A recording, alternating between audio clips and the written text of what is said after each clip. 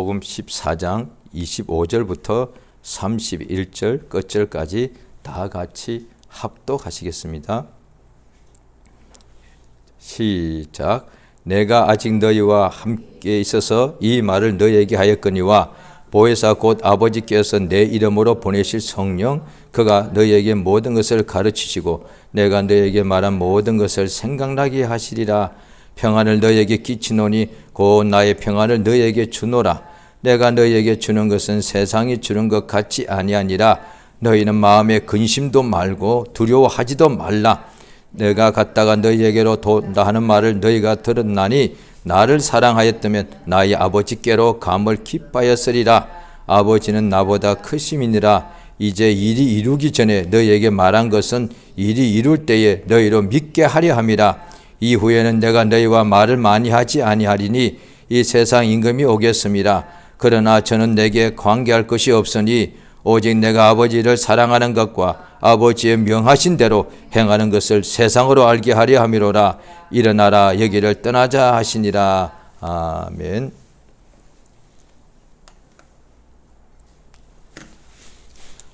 하나님은 참되십니다. 그에게는 거짓이 조금도 없으십니다.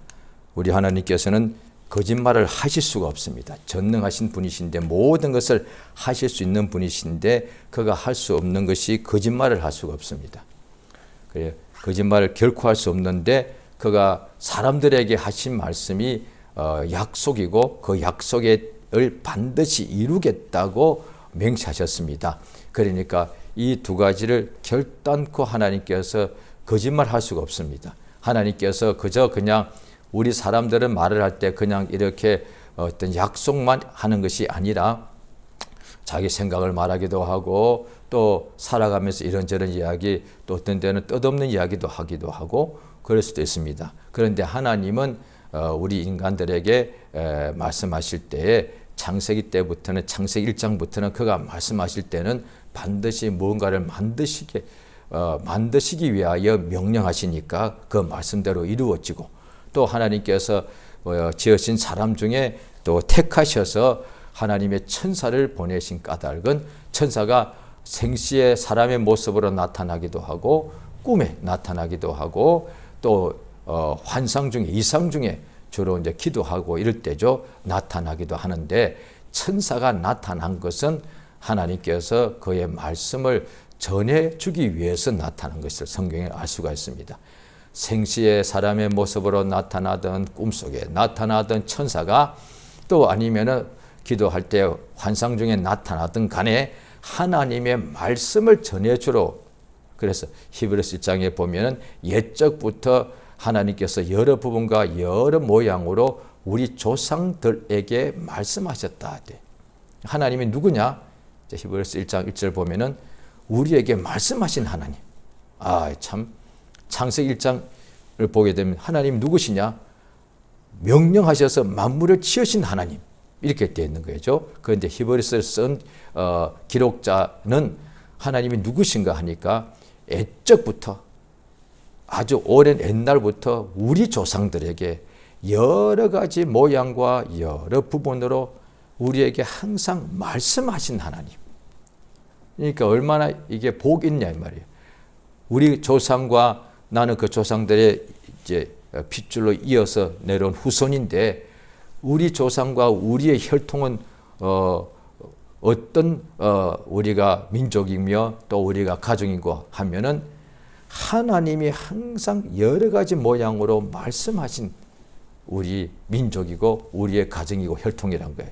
그건 오늘날에도 이것이 그대로 믿음이 되면 큰 은혜가 있는 것이죠. 시편 1장에도 복 있는 사람은 악인과 죄인과 그 다음에 오만한 자의 자리나 죄인의 길에 서지 않고 하나님의 말씀을 즐거워하여 그때는 여호와 율법이라고 되어 있죠. 하나님의 말씀을 즐거워하여 주야로 그것을 묵상 상고하는 자다. 그러니까 말씀을 열심히 묵상 상고만 하면 그것으로 됐는가? 아니에요. 그렇게 하니까 시냇가에 심은 나무같이 시절을 쫓아 과실을 많이 맺더란 거예요. 오늘날에 그 시편 1장에 복 있는 사람은 하나님의 말씀을 상고한다, 묵상한다. 그럴 때 그 단어가 묵상이라는 단어 그대로 자 한다고 해서 내가 깊이 말씀을 이렇게 묵상하는 거예요. 그래, 말씀 참 좋아. 예, 말씀 당연히 좋죠. 깊이 생각하는 말씀이 더 좋죠. 세상에 어떤 우리가 뭔가 보고 싶은 사람이라든지 좋아하는 뭔가 뭐 음악이라든지 깊이 생각하면 당연히 자기 마음에 뭔가 뭉클하고 감동이 오지 않습니까? 사람이 지은 것들도. 그런데 하나님의 말씀은 복의 명령이고 생명의 말씀인데 그 말씀을 깊이 생각할 때 마음에 당연히 참으로 뭔가 기분이 좋아지는 건 당연하지요. 그런데 그래서 나는 복 있는 사람이다. 아니요.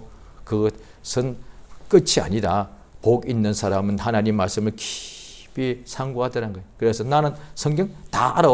그게 목적이 아니라 모든 일에 세상에 살고 있는 사람인데도 이 사람은 말씀이 그 속에 있으니까 모든 일에 열매를 맺더라는 거예요.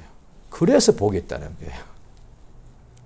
시편 1장에 그리 되어 있습니다. 우리 한번 보실까요? 시편 1장에. 자, 구약 성경 시편 1장 되겠습니다. 자, 시편 1장.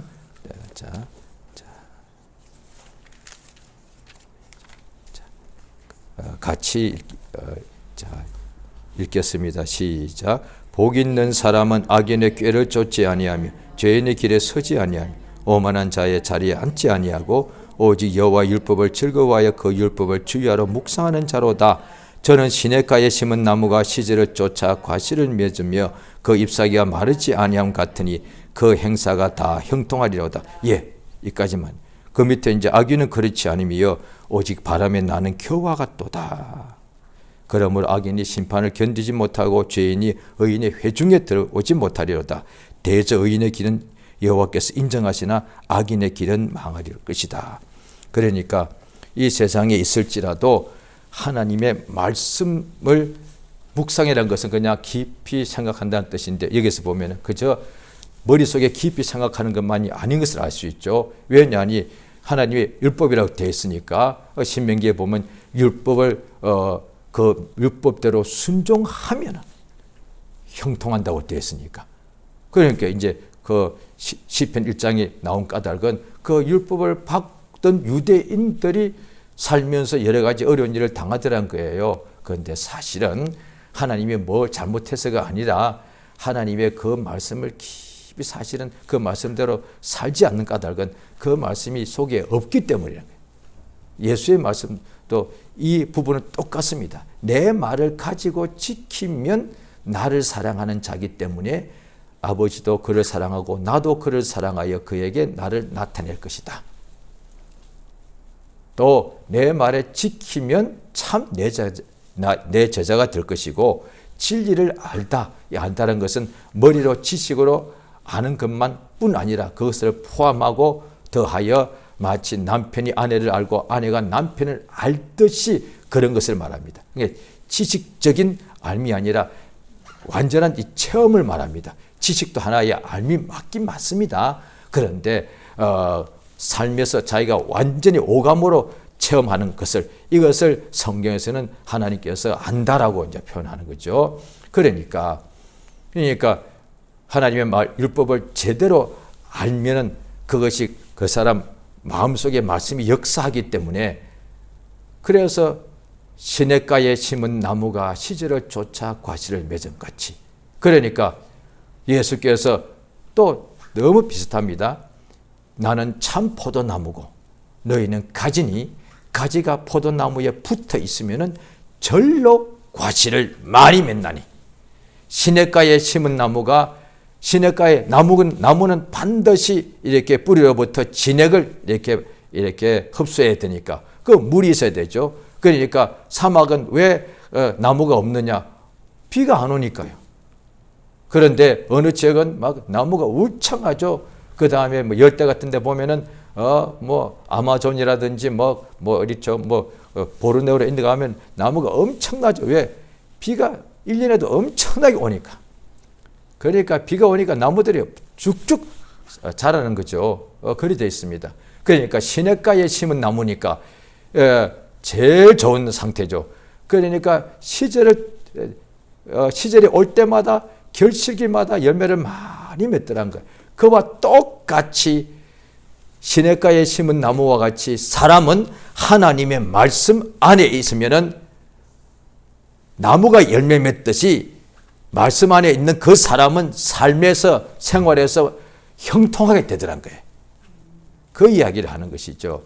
그러니까 예수께서 오늘 말씀하실 때에 성령이 오신 데 대하여 말씀해 주시는데 성령이 오셔서 무엇인지를 하시는가?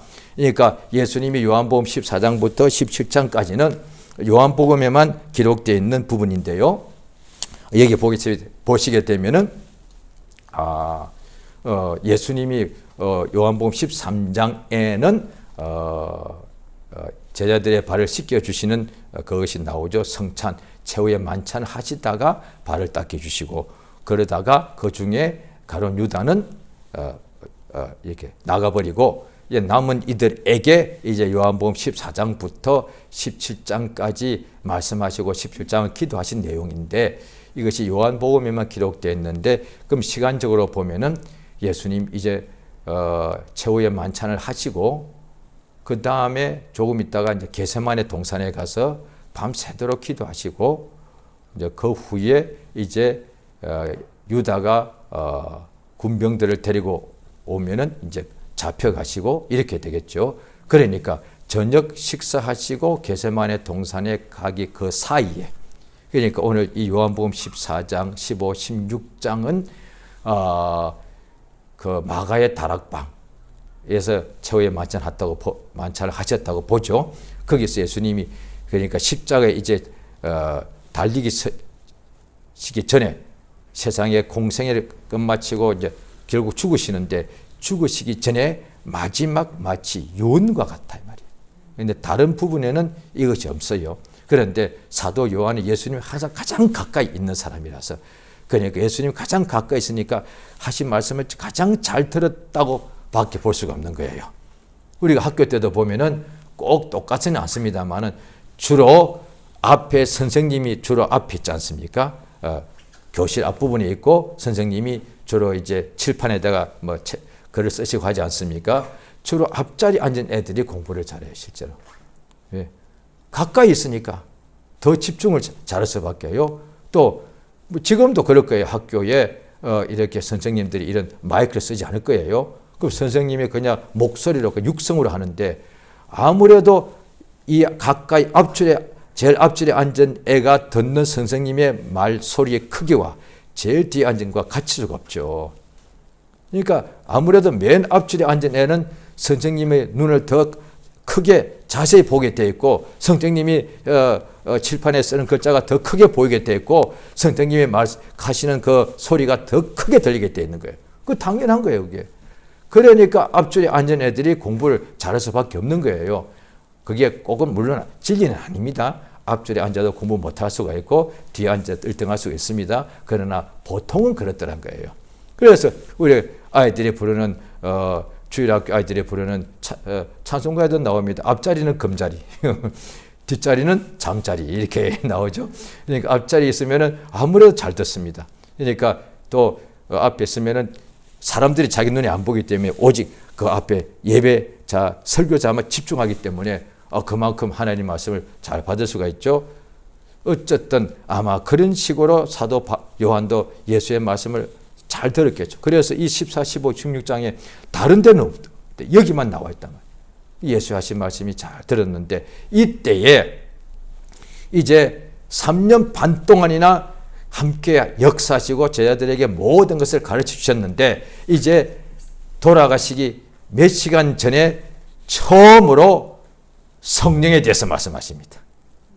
예수님이 3년 반 동안에는 처음부터 천국 복음을 전하시고 맨 처음부터요. 그런데 이제 잡히시기 한 6개월 전부터 최소한 6개월 전부터는 내가 팔리울 것이다. 그 다음에 내가 고난을 받고 죽을 것이다. 이렇게 말씀하십니다. 그 한 6개월 전에요. 그런데 성령에 대해서는 이제 잡히시기 불과 몇 시간 전에 말씀하십니다.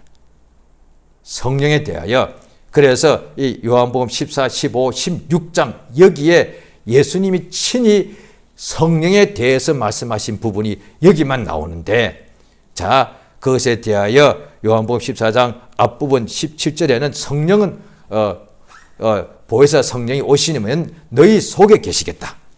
우리 안에 계셔서 우리 속에 우리와 함께 거하시고 우리를 떠나지 않는다는 거예요. 그걸 말씀하시고, 이어서 오늘 이 말씀에는 성령 곧 26절이죠. 보혜사. 자, 우리 26절 같이 한번 읽겠습니다. 시작. 보혜사 곧 아버지께서 내 이름으로 보내실 성령, 그가 너희에게 모든 것을 가르치시고 내가 너희에게 말한 모든 것을 생각나게 하시리라. 예, 자, 성령께서 영원토록 저 앞부분에는 우리와 함께 있는다 하시고, 그 다음 우리가 성령의 하나님을 안다 그러고, 이제 오늘 이 본문 14장 요한복음 26절에는 성령이 무엇을 하시는가, 우리 안에 들어오셔서 뭘 하시는가, 우리에게 모든 것을 가르쳐 주신다는 거예요. 성령이 우리 안에 이제 들어오십니다. 보혜사 성령이 들어오셔서 뭘 하시느냐, 그냥 우리 속에 그냥 편안히 계시는가, 우리 속에 분명히 들어오시는데 우리의 뭔가 마음을 늘 위로해 주시는가, 항상 우리가 뭐 하는 일이 잘 되게 해 주시는가, 그것도 얼마든지 하나님이 뜻이면 할 수 있으시겠죠. 그런데 그 어떤 것보다도 모든 것에 대하여 가르쳐 주신다는 거예요. 그게 무슨 뜻인지 우리는 잘 알 수 있습니다. 이 세상에 있는 모든 사람들은 어머니 태에서 잉태되어서 출생해서 사람이 이제 태어나지만 아무것도 모르기 때문에 엄마 아빠가 모든 것을 어린아이가 갓날 때부터 다 가르쳐 줍니다. 말도 가르쳐 주고, 그래서 아빠 엄마 이렇게 해보라고. 그러니까 사람은 아이가 그렇게 이쁘지만은, 그러니까 주로 어릴 때 너무 이쁘죠. 부모들이 너무 사랑스럽죠. 어떻게 보면 아무것도, 그 아이가 아무것도 모르기 때문에 사랑스러운 거예요. 그 아이가 말 잘하고 똑똑하면 엄마가 아무 때나 뽀뽀하면 싫어 이렇게 할 거. 그러니까 아무것도 모르니까 엄마가 그냥 뽀뽀해주면 그냥 웃고 있는 거예요. 엄마가 얼른 깎고 하면 그냥 자, 보십시오. 애들이 현재 15살 됐다 합시다. 그 아들 앞에서 똑같이 불과 15년 전에 똑같이 했던 것 같아요. 우리 아들 깍꿍 하면 애들 뭐래? 엄마 왜 이래? 엄마가 딸이나 아들 앞에 막 뽀뽀하면서 우리 아들 어이구 사람 왜 이래 엄마 왜 이래? 아마 열이면 열 다 그렇게 할 거예요.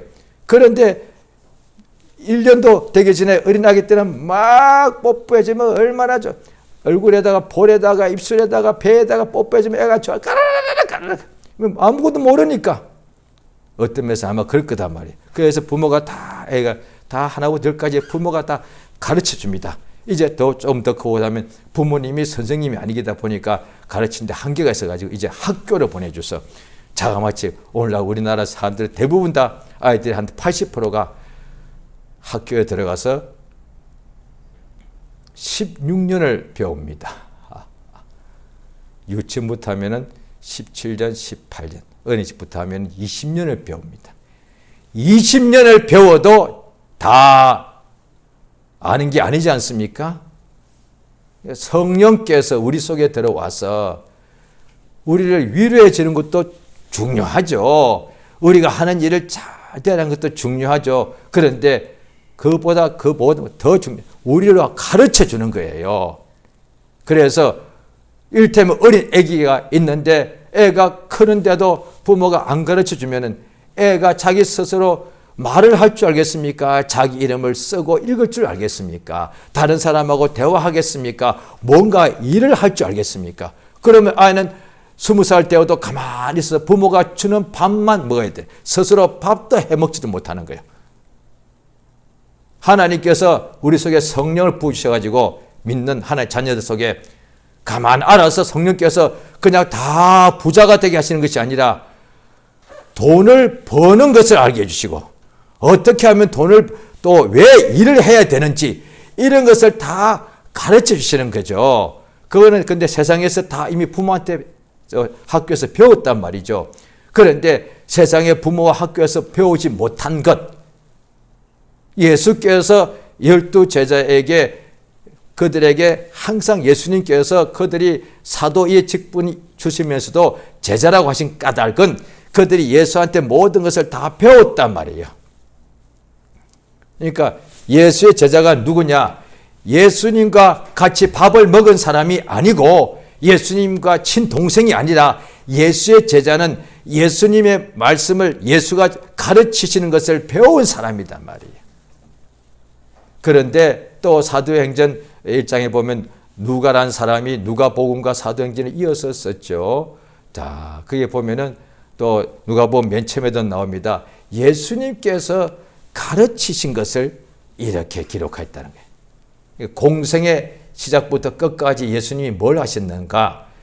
천국 복음의 아버지의 뜻에 대하여 사람들에게 가르쳐 줬다는 거예요. 요한복음 6장에도 보면 아버지에게서 배운 사람은 내게로 온다고 돼요. 그러니까 율법사 바리새파 사람들은 겉으로 볼 때에 율법을 제대로 가르치고 배운 것 같지만 자기들이 가르쳤으면서도 자기들은 안 배운 거예요. 예수가 말씀하셨습니다. 남은 가르치면서 너는 오히려 그것을 배우지 않아. 그래서 진리의 말씀도 복음도 마찬가지. 내가 남한테 가르쳐 놓고 내가 그 말씀대로 나는 또 배우지 못하면 나는 버림받는다 이 말이에요. 그러니까 그래서 많이 선정되지 말라고 했단 말이에요. 예수님을 다 많은 사람들이 믿었는데 예수의 말씀이 맞는 거예요. 유대인들이 거의 다가 유대인인데 병자도 많았고 뭐 병자 그 다음에 죄인들이 많았단 말이에요. 그들은 거의 다가 예수를 믿더란 거예요. 왜? 율법을 배울 때에 메시아에 대해서 얘기해 주는 거니까.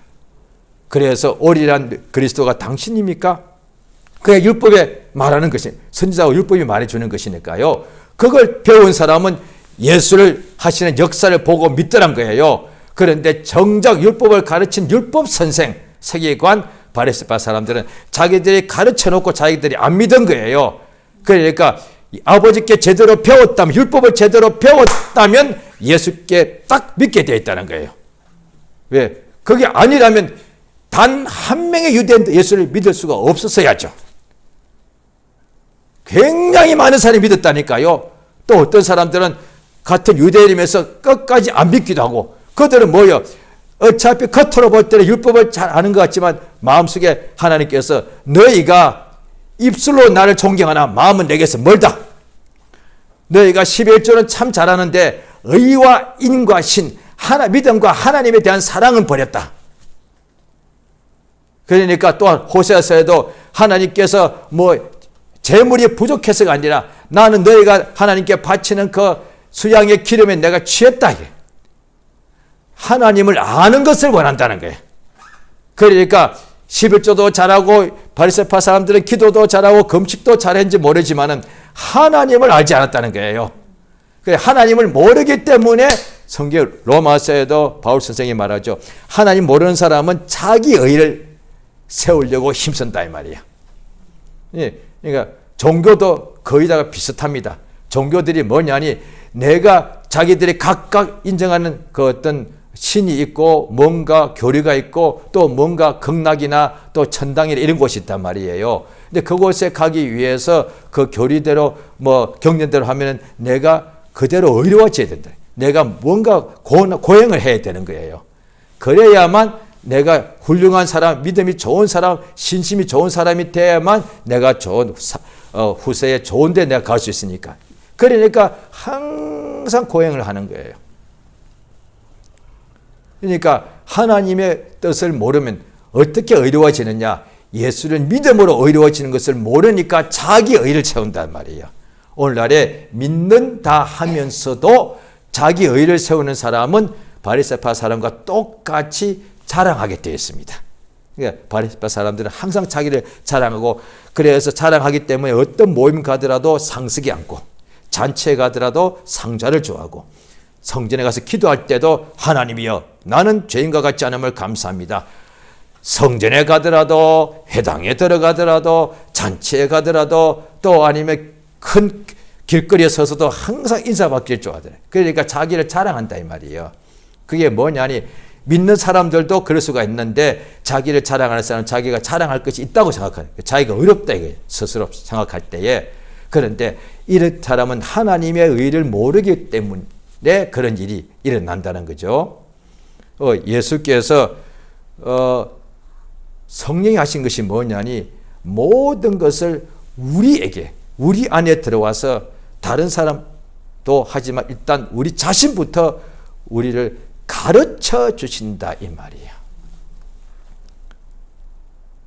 그러니까 예수님 3년 반 동안에 12 제자들은 항상 가르침을 받았는데도 다 모르더란 거예요.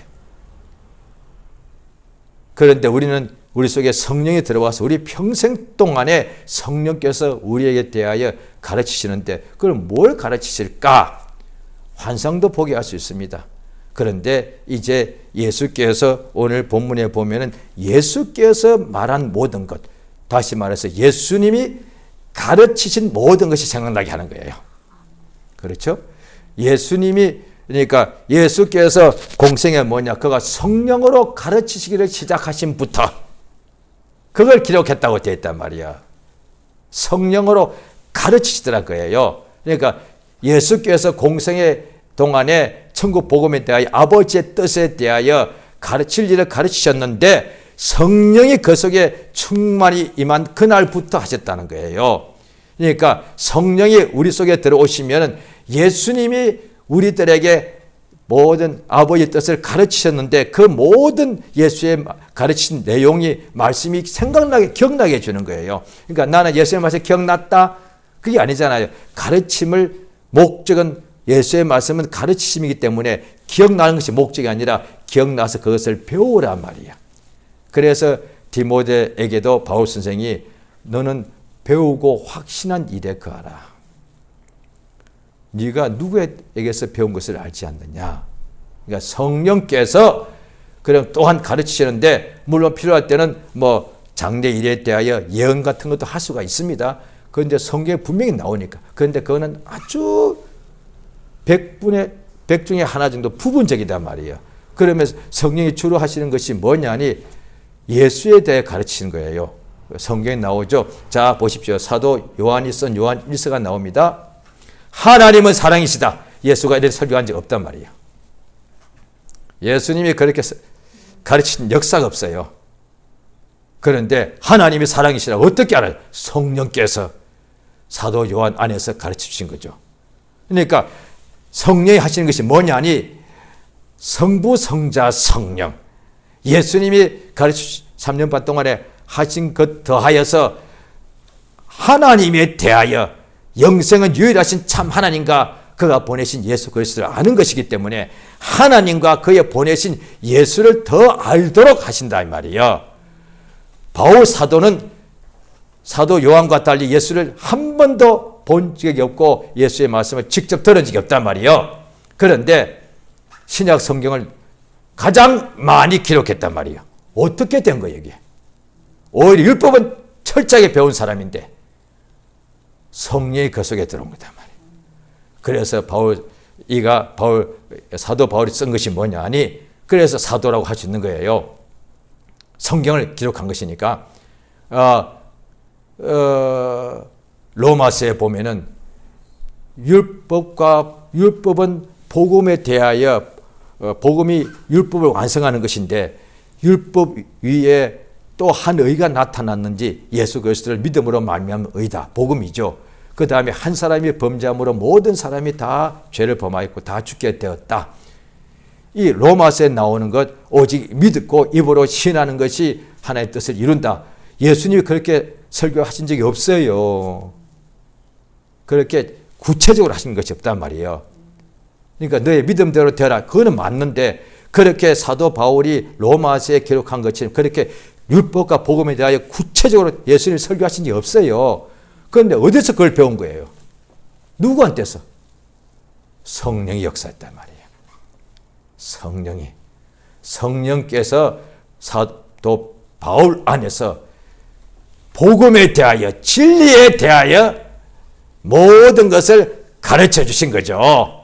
그러니까 성령이 모든 것을 가르친다고 할 때에 동쪽으로 가면 거기 가서 무슨 이사를 가라 이런 게 아니다 이 말이에요. 그러니까 정 알고 싶은 사람은 불신자들은 그 점쟁이한테 가면 되는 거예요.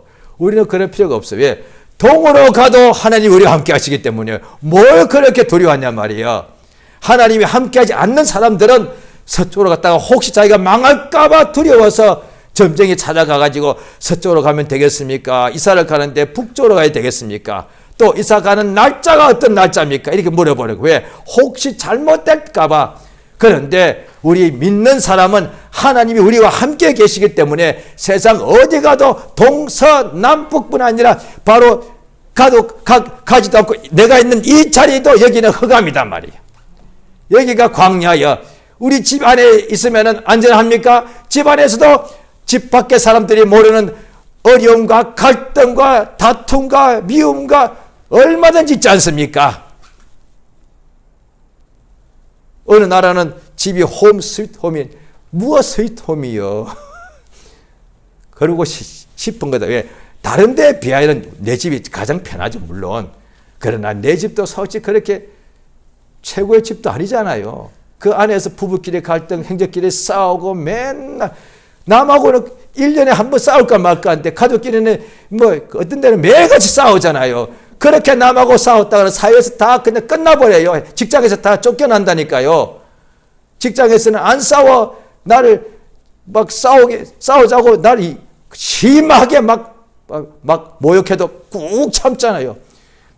직장 상사가 어떤 모욕하는 말에 10분의 1밖에 가족이 안 해도 발끈해가지고 그래 속에서 왜 그러면 회사 가서는 안 싸워? 왜 참고 살아? 이 말이 안 되는 거잖아요.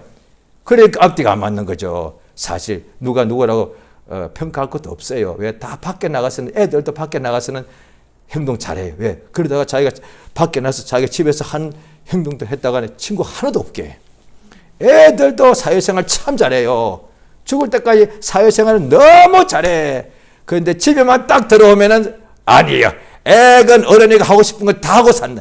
그러니까 맨날 집에 갈등이 있어서밖에 그게 정상이에요. 왜 우리 집은 맨날 갈등할까? 그게 지극히 정상이에요. 집에서 하는 것, 밖에서 회사에서 하는 것처럼 집에서 하면 문제 하나도 안 생기죠. 그러면 그게 가족 아니잖아요. 그럼 회사처럼 할까요? 상관, 부하 이렇게 할까요? 항상 그러니까 이익으로만 회사 생활하니까 이익으로만 할까요? 그래서 저 사람한테 내가 잘하면 이익이 나올 것 같으니까 무조건 참고 네. 그러고 나면 아내가 남편한테 잘하면은 월급 일테면 200만 원 줘야 돼. 그렇게 하면 참지 뭐. 예. 그 다음에 엄마가 아들한테 잘하면 아들이 엄마한테 월급을 200만 원 주는 거예요. 그러면 예. 그러면 남편 아들 둘이 있으면 일테면 월급 600만 원이요. 그럼 얼마든지 할 수 있지. 그럼 아마 대한민국의 그날로 제가 볼 때 99%의 집에서는 가정 평안이 이루어질 거예요. 그게 안 되니까. 그러니까 가족은 그 돈 관계가 아니니까. 그러니까 가족이. 그러니까 그냥 말하고 싸우고 다투는 거죠. 예수께서 우리에게 모든 것을 알려주시는 것이 하나님에 대하여. 왜? 세상의 이치를 구약에 보면 세상 이치는요. 율법에 다 나오고요. 잠언서에 다 나와요.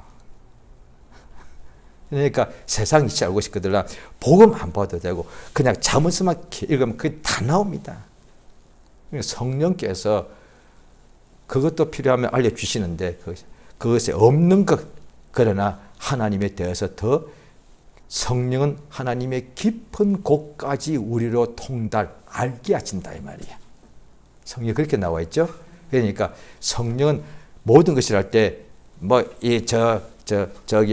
저기에 거미가 어떻고 박히고 이게 알려준 것이 아니라 하나님의 깊은 속까지 이 속에서 다 알게 해주신다는 거예요. 할렐루야. 그래서 이 성령으로 진리의 성령이니까 우리에게 모든 진리로 그래서 이 말씀이 다 또 이어서 15장에 나오죠. 예수에 대하여 증거하고 진리로 인도한다. 이게 계속 연결되는 거예요. 예수께서. 지금 예수님 한 2시간 사이에 계속 설교하시는데 집중해서 듣는 거예요. 그러니까 사도 요한기에는 성령에 대해서 한 2시간 사이에 계속 말씀하시는 거예요.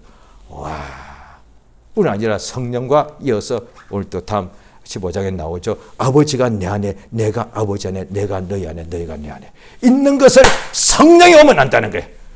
할렐루야. 이게 그래서 신구약 통틀으면 이 부분이 뜨면서 가장 중요한 부분이에요. 그러니까 이걸 성령으로 깨닫게 되는 거죠. 할렐루야. 자, 이어서 오늘 또 그 본문에 보면 27절에 보면 평안을 너에게 끼친다. 우리 한국 성경에는 끼친다고 되어 있는데요. 원어나 보면은 그 단어가 여러 가지 쓰였는데 이제 영어 성경은 한 가지로 번역했는데 끼친다는 것이 뭐냐니 남겨두고 간다는 얘기예요. 마치 유산과 똑같습니다. 예수 지금 하늘로 이제 죽으시고 하늘로 가실 거잖아요. 그러면 여기는 어떻게 해요? 제자들은 그냥 고와 같이 있는 거예요. 그런데 예수께서 제자들에게 얼마나 제자들이 예수 사랑합니까? 부모, 재산 다 버리고 예수를 쫓았으니까. 자기들한테 예수가 전부인데 예수가 떠나는 거예요. 어디 안 되죠? 그 예수께서는 뭘 하셨느냐? 그들에게 재산을 남겨주셨는가? 지팡이 하나씩 주었는가? 아니죠. 돈을 주셨는가? 아니다 이 말이에요. 옷도 안 주셨습니다. 뭘 주셨습니까? 창조된 것이 아니라 나의 평안을 너에게 남겨두고 간다는, 나는 올라간다는 거죠. 그러니까 하나님만이 가진 평안, 이 평안은 세상이 주는 평안도 있는데 세상이 주는 평안은 건강해야 되고 그 다음에 돈이 많아야 되고 가족이 있어야 되고 집이 좋아야 되고 그 다음에 집도 좋은 장소, 공기가 깨끗하고 물도 좋고 그런 아주 산도 좋고 그 다음에 바다도 있고 이런 데 있어야 돼. 그러면 참 편안하거든요. 그래서 사람들이 돈 열심히 벌고 노후에 은퇴 후에는 그런데 안락하게 살고. 그런데 이 안락은 왕한테도 평안이 있고 부자한테도 평안인데 이 평안은 왕도 잠잘 때는 경호원을 세워놓고 온전한 평안이 아니단 말이에요.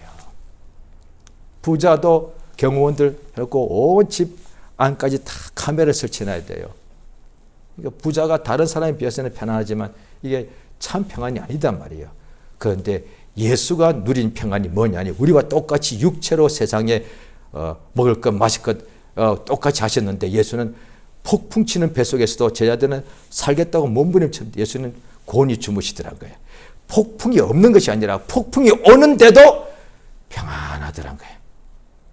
그러니까 예수가 평안하시니까 주무시다가 일어나가지고 폭풍 향하여 잠잠하라 하니까 이 폭풍이 아주 잔잔해지더란 거예요. 이 예수님이 가진 평안을 우리에게 주시고 예수님은 가시겠다는 거예요. 이 평안을 주니까 이제 어떻게 해요? 받아야죠. 예수께서 내 살을 받아 먹으라 내 피를 받아 마시라 하듯이 내가 평안을 준다고 오늘 분명히 본문에 나와 있단 말이에요. 이거를 믿는 것은 예수의 말씀을 믿는 거니까 이걸 받아들이는 거예요. 그러면 이미 예수께서 말씀하셨으니까 예수님이 내게도 예수의 평강을 주셨구나. 그러면 지금 내 안에 내가 지금 이 세상에 부귀 영화는 없지만은 왕의 평안, 부자의 평안은 없지만은 예수의 참 평안이 내 속에 와 있다는 거예요. 그렇기 때문에 근심도 하지 말고 걱정도 하지 말고 두려워하지도 말라 이렇게 말씀하는 것입니다. 할렐루야. 이것을 우리가 성령 받으면 능히 깨닫게 됩니다. 그래서 성령이 우리 속에 예수가 하신 말씀이 생각나고 생각나서 그 가르침을 깨닫고 배우게 됩니다. 아하, 내 안에 예수가 내 안에 자기의 평강을 주셨구나. 이것이 예수가 이 땅에 믿는 자들에게 마치 남겨준 유산과 같다 이 말이야. 어떤 재물보다도 명예보다도 더 큰 것이 예수의 평강 아니겠습니까? 그래, 그 평강을 우리가 믿는 자는 그대로 소유하는 거예요. 그래서 내 안에 예수의 평강이 있다. 자, 우리 같이 한번 세 번 하겠습니다. 시작. 내 안에 예수의 평강이 있다. 내 안에 예수의 평안이 있다. 내 안에 예수의 평안이 있다. 자, 이 시간 우리가 합심해서 기도하십니다. 자, 예수 이름을 한번 부르고 주 앞에 간절히 우리가 마음으로 영으로 또 이렇게 계속 기도하시겠습니다. 예수여, 우리 하나님 아버지여, 우리에게 예수의 참 평안을 주심을 감사드리옵나이다. 주의 성령으로 도우시고 인도하여 주시옵소서.